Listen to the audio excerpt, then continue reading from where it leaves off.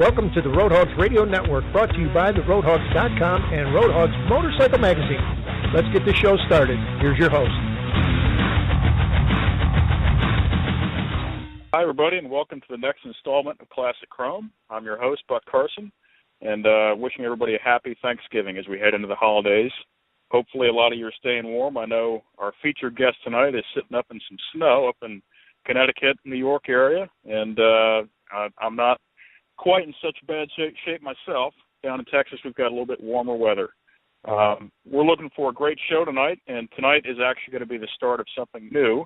We're going to possibly every other show, do a call-in special where our listeners out there can call in and listen and talk directly to the host, myself, Buck, or to any of our special guests. And the way you can call in is by calling the studio number, 347-539-5667. Once again, it's 347-539-5667. Tonight, we're going to do, it's going to be the start of two special shows, one after another. It's going to be focused on the motorcycle cannonball. And a few shows back, we talked to a good friend of mine, Rob Nussbaum of Retrocycle, and Rob was responsible for building a few of the motorcycle cannonball bikes, and we talked briefly about it. But just as an overview, you know, everything on this show is antique or vintage, and it focuses on museums and places to visit, but it also focuses on bikes that are being ridden and enjoyed like they're supposed to be and the people around them. So the next two shows are going to be focused on the cannonball, and what the event is a coast-to-coast endurance race, which you might have seen the movie back in the 70s. It's not quite cannonball. It's all about motorcycles that are built way back. The first running of the motorcycle cannonball was bikes that were built prior to 1916. The second one was bikes built prior to 1930, and the one that just finished in September of this year was bikes built prior to 1937. Now, it takes about 16 or 17 days, and you go from one end of the country to the other. The first run went from Kitty Hawk, North Carolina to Santa Monica, California. The second run, which I was actually on myself, I was very fortunate in that. We went from Newburgh, New York, all the way over to San Francisco, California. And the last one, which once again I was fortunate enough to be on with my dad, actually, it was a great time. We went from Daytona Beach, Florida to Tacoma, Washington. If you do the math, that's about 4,000 miles, which is a long way on an old motorcycle. If you can imagine something that's 70 or 80 years old and you're trying to ride it across country in 16 days, it's not easy, and it fights you every step of the way.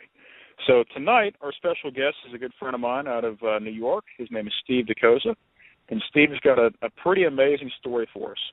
Now, Steve was one of the riders in this year's Cannonball, but the interesting part about Steve's story is that Steve had never owned a motorcycle of his own prior to 2011, and Steve had only ridden for about 10 minutes prior to that over the last 50 years. And Steve decided that, well, hey, I want to try something new, so I'm going to enter the motorcycle cannonball. And he bought this 1927 Harley JD, and he had never worked on an old bike, never really been around old bikes that much other than a visit to the Wheels Through Time Museum. And Steve and his wife, Joan, did an amazing job of restoring this 1927 Harley, and he made almost a perfect score going across country. I think he only missed a few miles, which is just an amazing feat, and I'm very proud of him, along with a lot of other Cannonball folks. We're very proud of Steve. Howdy, Buck. Howdy, Steve. How's it going, my man? I'm speaking to you tonight from my parents' house in southern Connecticut, and here in Litchfield County we have about 5 or 6 inches of heavy snow, as you were saying. And the lights have flickered a couple of times. If the power goes out, I'll lose the phone, but I have my cell phone on standby. So as a professional microphone operator, I'll be depending on you to kill a little time until I get connected again. I'm sure you do a great job. Congratulations on this show. Wonderful job. So impressive and so proud of you, too. Great job. Well, thank you very much. It's really appreciated, especially coming from you. Your wit and your passion for old motorcycles, your good humor and goodwill toward riders of all stripes is very much appreciated. Happy Thanksgiving to all my Facebook friends and all my Motorcycle Cannonball friends. I have a question for you, though. Maybe tonight we could call this episode, instead of Classic Chrome, because I looked at my bike before we left upstate New York, where we live. We're in Oswego, New York, up above Syracuse. Before we left, I was looking the bike over, and I got to take a rare late November ride the day before yesterday, before we left. And I looked the bike over, and I noticed there's no chrome on it. There's absolutely no chrome. There's lots of nickel. Right. So maybe tonight's episode could be called Classic Nickel. Not the You know what, hairs, Steve? but... I think that's a great idea. In honor of you and your achievement, I think that's a great idea. Or maybe so tonight's Classic show Nickel. will be Classic Nickel. I like Classic it. Nickel and Chrome. Nickel and Chrome. Well, I've always been a car guy. Some of my earliest memories at age 4.5 or 5 in the mid-50s, Dad didn't take us to the football game or the baseball stadium. We went to the stock car races, and I watched the 32 and 34 Ford coupes on a dusty dirt track here in southern Connecticut, going round and round, flathead Fords, and I was bitten. But the same year, 1955, I also saw the movie The Wild One. So I always wanted a motorcycle. A few years later, 1961, when I was 11, Dad made me a Briggs & Stratton motorbike. Had a bicycle frame, had knobby tires, little go-kart wheels, had a primary and secondary drive, centrifugal clutch, and man, I thought I was Marlon Brando and Lee Marvin all rolled up into one. I wore out that tire in that first summer of 61. So that was my first real motorcycle. It was 1961 on a homemade motorbike with a straight pipe coming out that just bellowed, and boy, I thought it was so cool. I even had a leather jacket. I had a little Harley cap with a white visor, and was just so proud of that. Now, straight out of the Wild Ones. That's sure, pretty fantastic. Sure. Fast forward 50 years to 2011. Joan and I are newly retired, and I decided I was going to do what I always wanted to do, and that is to get a motorcycle. Now, I'm the oldest of 5. My 2 brothers have my brother Charlie in New York is a 40-year Panhead owner, and also had an Indian Scout and a Survey car. My brother Wayne in Southern California is a shovelhead guy. Both of them are talented artists and craftsmen, and have ridden since they were just out of high school. But I never had a motorcycle, so I decided to do that when we were newly retired in 2011, and we got not a new but a late model all black Heritage Softail on a, let's see, this is August 2011. I took my road test on a Thursday, New York State road test.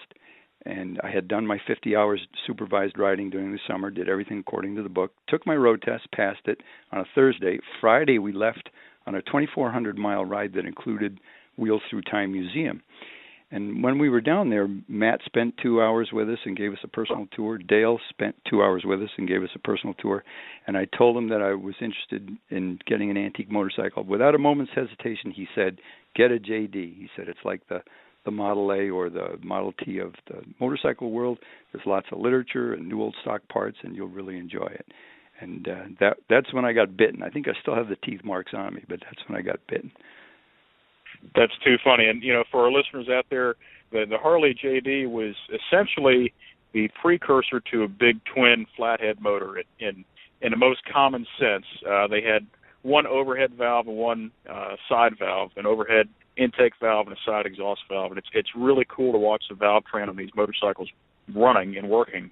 So, Steve, what was your biggest challenge, do you think, in building this motorcycle? Because when you bought it, I know you had told me earlier, we spoke earlier today, and you said that you had bought it, almost a year before the Cannonball?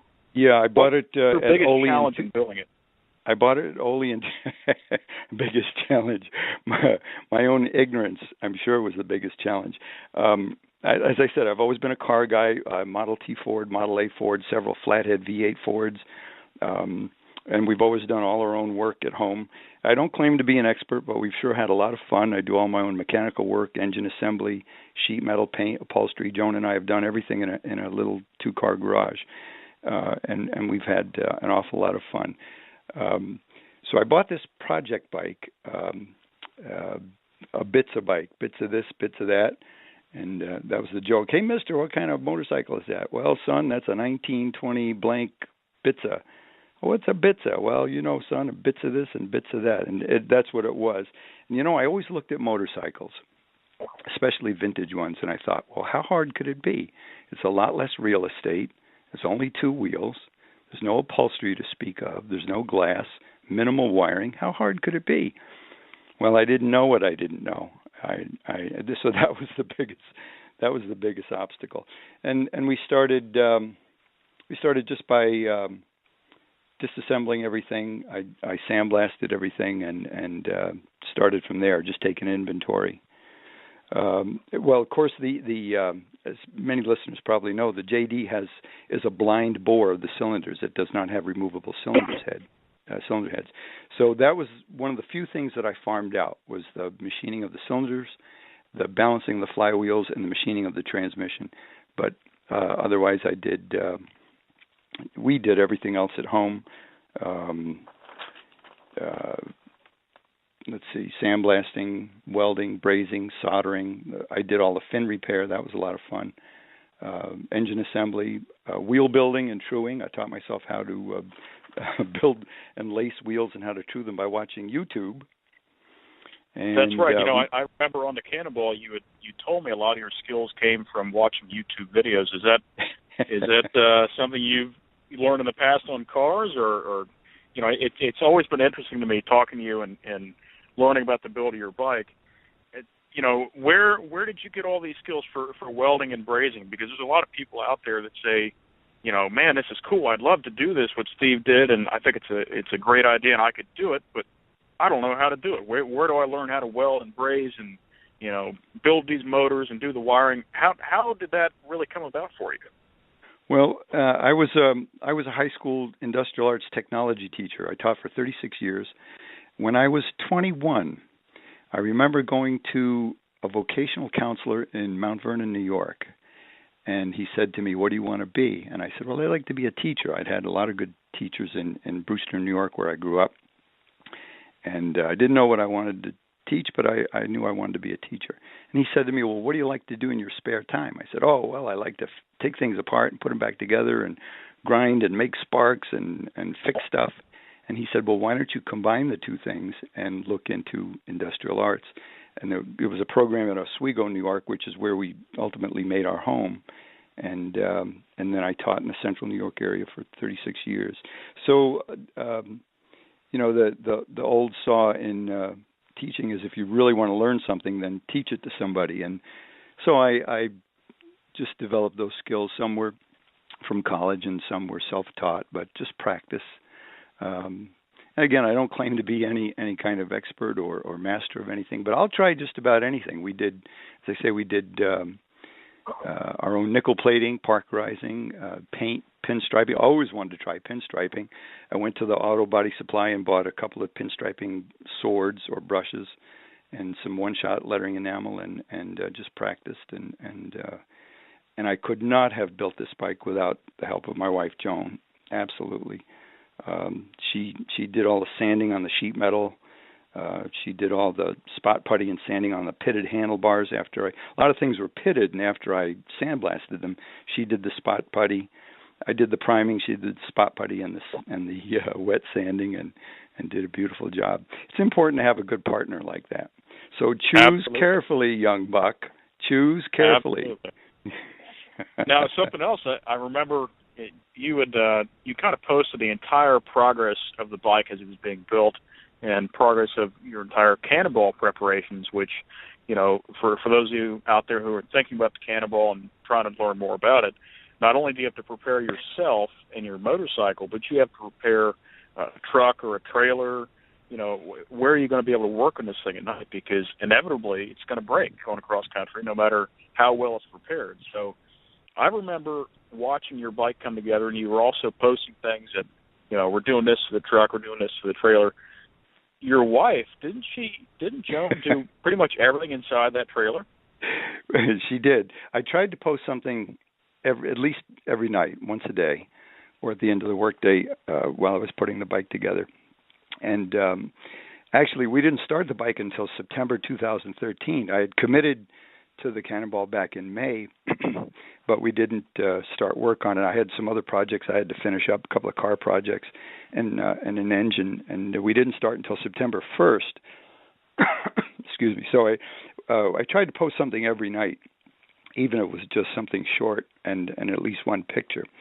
My brothers, for years, my brothers were trying to get me to join Facebook, and I said, "Oh, I haven't got time for that." And now, it is such a valuable tool. So I would encourage anyone out there. It's really almost impossible to facilitate a project like this without the internet, and even Facebook has been a big help. But you're right. Joan helped so much along the way. We did buy a 6x12 enclosed ramp door trailer, single axle, and it had. She needed a window. She said, "If I'm going to work in here, I need a window." So I gave her my scroll saw with a metal cutting blade and some layout tools, and we had ordered a window through the Camper Supply, and she installed the window all by herself. She stripped the walls of the Luan plywood. She insulated it with 1-inch rigid foam insulation, caulked all the seams, put the Luan back up, painted everything. I had picked up a bench and vise at a yard sale to put in the trailer, and she cleaned and painted that. So as I say, choose your partner carefully, and you'll have an instant pit crew. Well, she's also the crew chief. She's also the crew chief, too. That's right, the most important part, because, without the support crews, our Cannonball bikes and ourselves, we wouldn't be able to do it. So that's really great that Joan was able to do it with you, and I know you guys had a blast. I would see you at night together, and there was never a shortage of smiles on your side, and that's just really great. You guys are very fortunate, and I'm very blessed to have been able to meet you guys. I have to tell you a quick story. Joan and I met in the 6th grade in February 1961. March of 1961, the Kennedy inauguration had just taken place. We had a new girl come to our school from Rhode Island, and I watched her walk down the hall, and I thought she was the most beautiful, glamorous thing I'd ever seen in my life. I was 11 years old, and she was 12.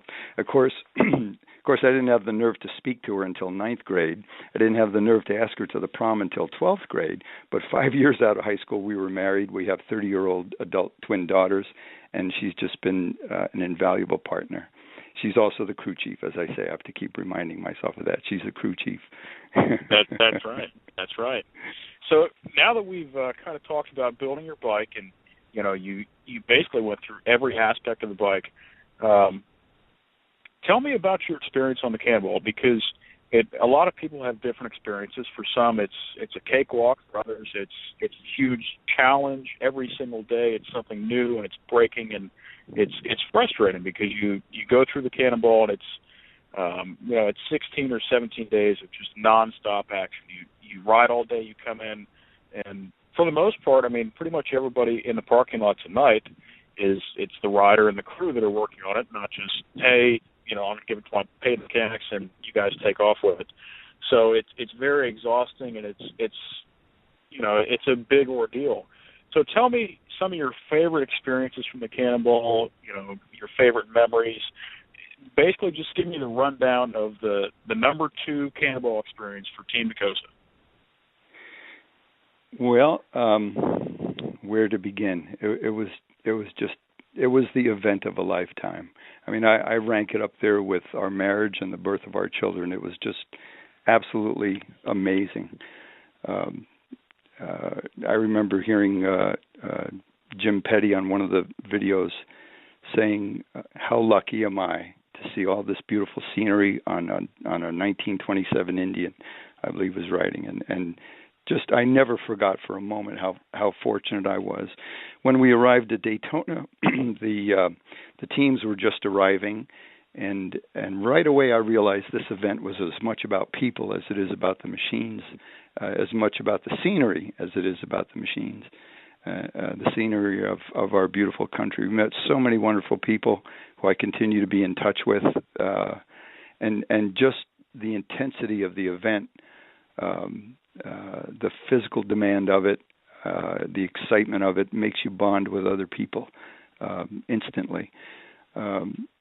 we started out through Florida with some fanfare from off the beach, and then that was exciting. Of course, we had the rain on the second day. We had very heavy rains, and the morning event was canceled. But just the people we met along the way, Tennessee, Missouri, Kansas, Colorado, Utah, Nevada, Idaho, Washington, each town that we came to for lunch or in the evening for an early supper, early dinner, just wonderful, wonderful people. The event was physically demanding, at least for me. Your dad and I both turned 65 on the last full day of riding in Lewiston, Idaho, and we discovered that we shared not only the same birthday but the same birth year. We both turned 65 when we reached the end of the ride in Lewiston. And even though I'm as old as your dad, I still think of you as my little brother, Buck. Not anything else, but just my little brother, and proud of you too. But we share the same birthday, and it was exciting to be part of it. At my age, a little more mature than a lot of the riders, so I started a year ahead of time and got on the treadmill. I lost weight, trimmed my diet, was using light weights and doing a lot of calisthenics, and so physically it is a challenge. But I had no problems physically. Fatigue was an issue. I will mention that for anyone who's planning on doing it. And particularly for me, fatigue was an issue because I was doing my own wrenching. So at the end of the day, adjusting valves, setting the points, tightening everything, changing the oil, and anything else that needed adjustment or repair. We were up till 12 o'clock or later. We did have 6 nights of 4 hours sleep, 6 nights in a row, and which by itself might not be so bad, except when you're riding 300 miles a day on a vintage motorcycle, bone shaker, it all adds up. So physically, it was demanding as well. Sure. I can totally understand that, and even myself, and I'm quite a lot younger than most everybody else out there, and it was a challenge for me. And like you said, it's not a matter of the event overall. It's a matter of when you come in at night and you've ridden 300 miles a day and it's bone shaking, and I know for myself there were times I'd be on the side of the road having to fix things that fell off or broke, as happens with 80-year-old motorcycles. But you come in after riding all day and you still have more wrenching to do, and it's lighthearted and it's fun, but it is very tiring. And like I said, I'm very proud, and I'm very amazed at the dedication that your team had. I knew there's no reason you wouldn't have the dedication, but you guys you never gave up. Now, I know your bike, it pretty much ran flawlessly across country. Did you have any major issues? That's what people seem to ask me is, did your motor blow up or did your transmission blow up? What kind of major issues were you faced with your bike? I had no major issues. I didn't have any major issues. In fact, I had no system or component failures of any kind. But on day 6, days 1, 2, 3, 4, and 5, I had perfect rides. Day 6 was about 300 miles, I think. 7 miles from the end, 293, 294 miles I completed, including in the heavy rain. This was in Missouri. The bike started to falter, and then it just lost fire, lost electricity. What had happened was, listen to this, the generator end cap had vibrated loose. It's held in place by 2 little 632 screws, 2 little round head 3/8 inch long screws. It vibrated loose, shorted out the generator, drained the battery, shorted out my solid state regulator, and I lost fire. I lost electricity. So by the time I took it apart, found out what the problem was, I had missed my arrival time, and had a DNF for that day. So for the lack of 2 little drops of Loctite on these screws, if it weren't for that, hopefully I would not have had any problems. but I had no failures. Fuel system, ignition, tires, clutch, brakes, frame, leaky tanks. I had none of that. I had no problems. We were pretty careful during assembly, checked and rechecked everything. But it was just that generator end cap vibrated loose, brought the engine to a stop, and it was a rookie mistake. My other rookie mistake was if I had had a lantern battery with me, I could have fired up my coil from that. So, of course, that night I went out and bought a couple of them and carried them in my bags with some alligator clips. But I didn't have a battery with me to fire up the coil, so I had to get trucked in on the last 7 miles. Well, so you learn. Still, with that minor issue, the fact that you rode from Daytona Beach, Florida, on the beach to Tacoma, Washington, with that little of an issue, because essentially in the long run it is a small issue. The fact that you were able to do that on a bike that you built, you and your wife built in your home and your 2-car garage, is just amazing. And it's a feat that a lot of people would never be able to even fathom challenging and completing, and you guys excelled at it.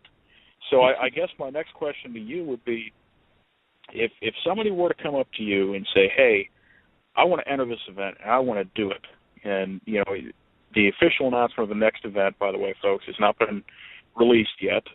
We don't know exactly where it's going to go. We know it'll be in 2016, an every other year event, and it'll be another coast-to-coast run for motorcycles prior to 1917, so 1916 and older. So, Steve, if somebody came up to you and said, hey, I really want to do this. I followed you on the last Cannonball, and, I found this old bike.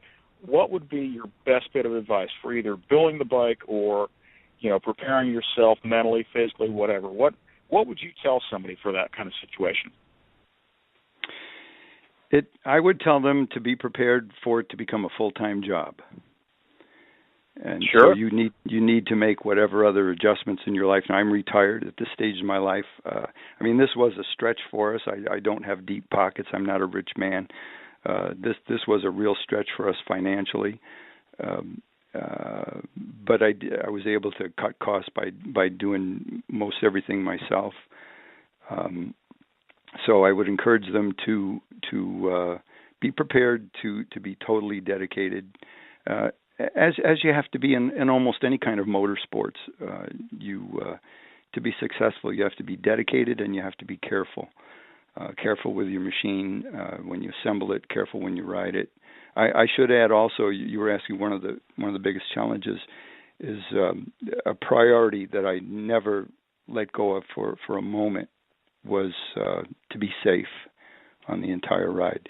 But my advice, I guess, would be to be prepared to make those adjustments in your life to make it a full-time job for at least a year's time, number one. And number two, to seek out advice. I had a lot of advice and input from my friends in the Empire chapter that we belong to. I also belong to the Yankee chapter of the AMCA, Antique Motorcycle Club of America. So I would encourage them also to join a local chapter if they haven't already done so, and then to seek out Cannonball veterans. And you'll find them very forthcoming with advice and goodwill. Right.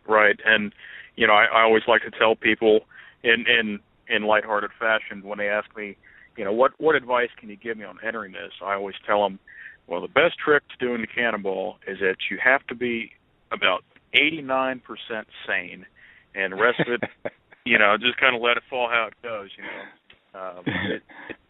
It's an insane event. It's a lot of fun. You make memories of a lifetime. You make friendships of a lifetime. And absolutely. It's a blast.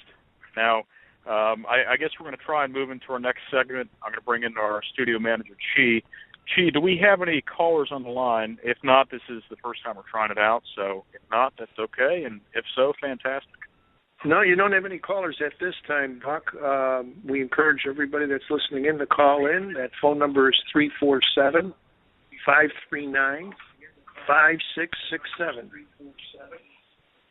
Okay.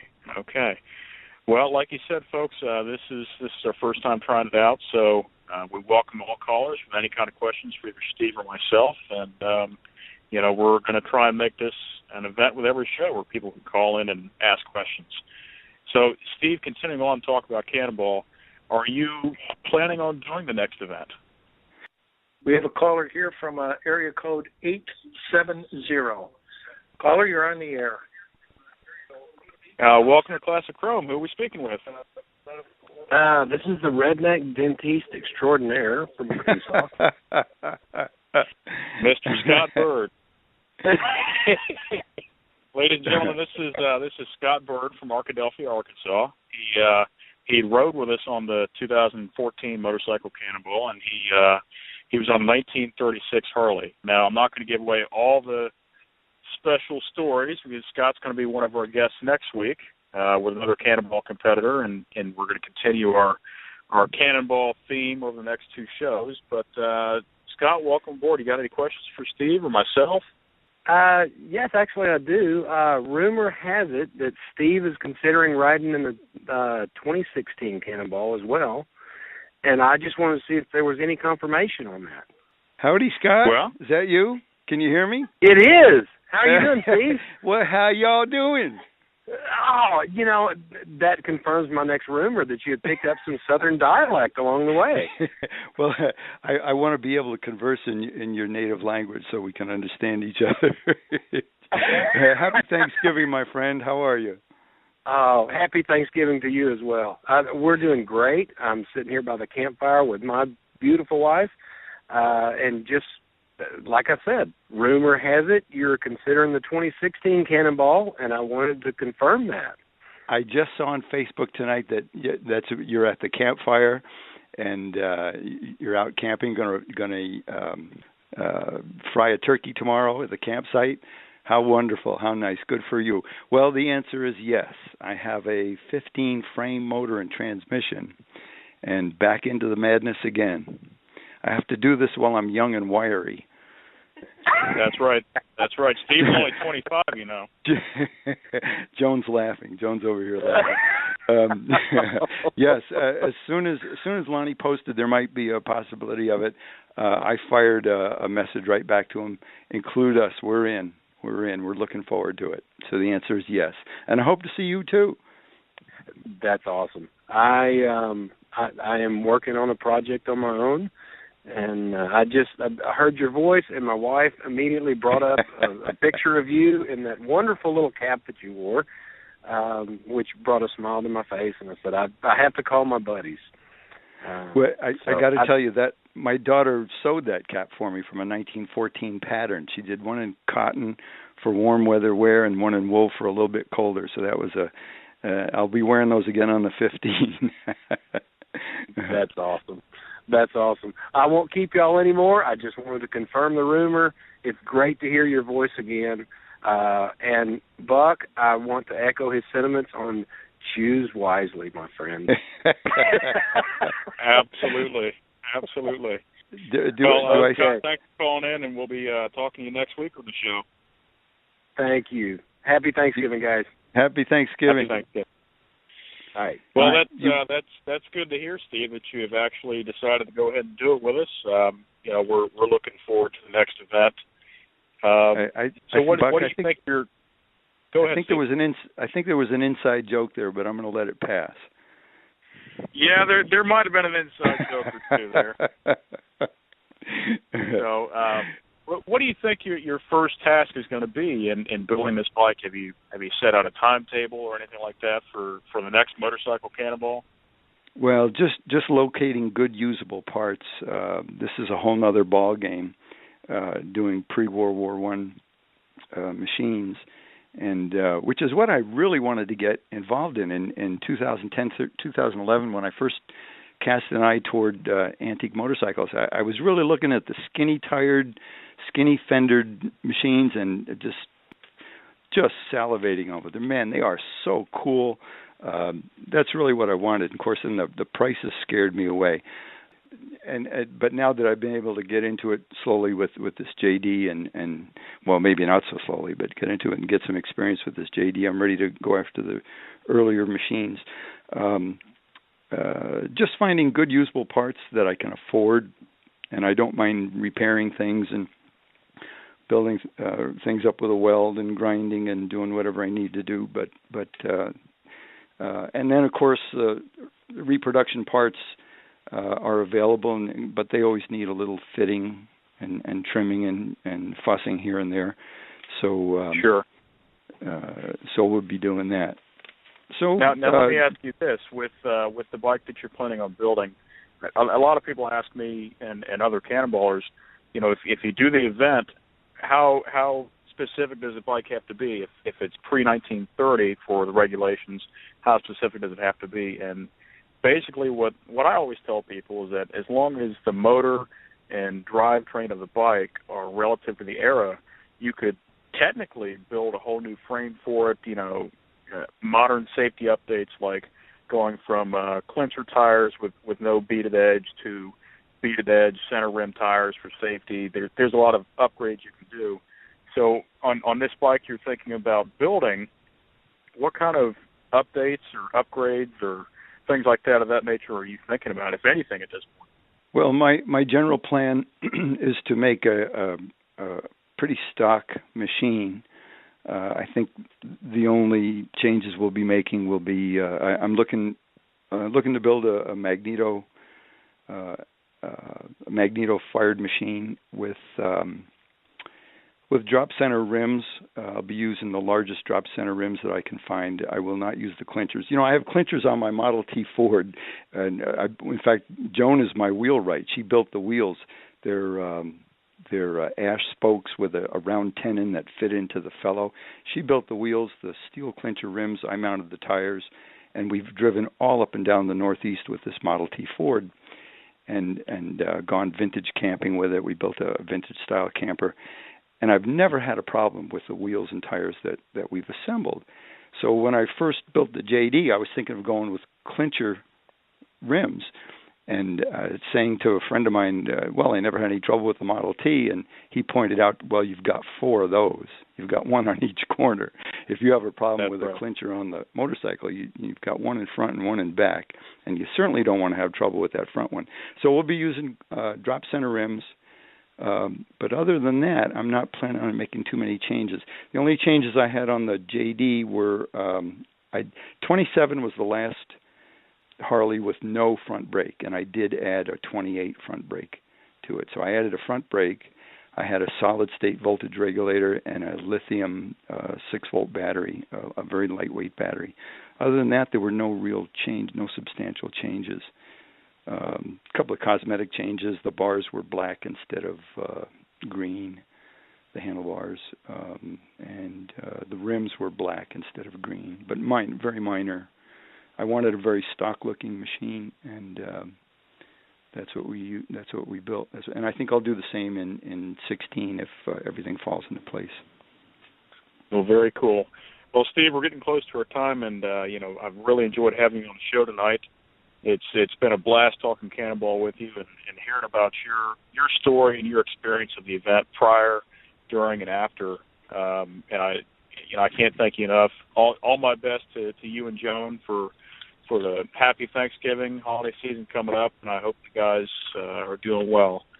Now, Steve, before we go, if folks are interested out there in joining the AMCA Yankee chapter or Heritage chapter, how would they go about that? How did you go about it yourself? I went to a meet. We've been to some of the meets in the Northeast, Rhinebeck, Ole, Hebron, Connecticut. So I would say just go online and go to antiquemotorcycle.org and then look up for a chapter in your area and take a look at their website. And I went to a meeting, my first meeting 2 years ago, and just introduced myself, and I was welcomed like family. So a big hello to all my Empire and Yankee friends and Empire chapter. And so I would encourage anyone who's interested to do that. Get on the national website and look for a chapter in your area, and I'm sure you'll find them very welcoming. Well, great. Well, Steve, once again, thank you so much for coming on tonight, and I'm really glad we got the chance to talk to you. Now, folks, before we go tonight, I just wanted to share again, next week we'll also be, once again, a call-in show. If you're interested in calling in, the studio number is 347-539-5667. And next week's show, we will continue on with the Cannonball theme with Scott Bird from Arkansas, who called in this evening, and Ryan Allen from New Mexico. They were both competitors and finishers in this year's Cannonball event, one on an Indian and one on a Harley. So we'll have, quote-unquote, the Harley versus Indian Wars. And don't forget, you can check us out online by going to www.facebook.com/ClassicChromeRadio or visiting our host website, www.theroadhogs.com. And once again, we are live every Wednesday night at 7 p.m. Central. Thank you very much, and we'll be seeing you next weekend. Happy holidays. Thank you, Buck. Happy Thanksgiving. Steve.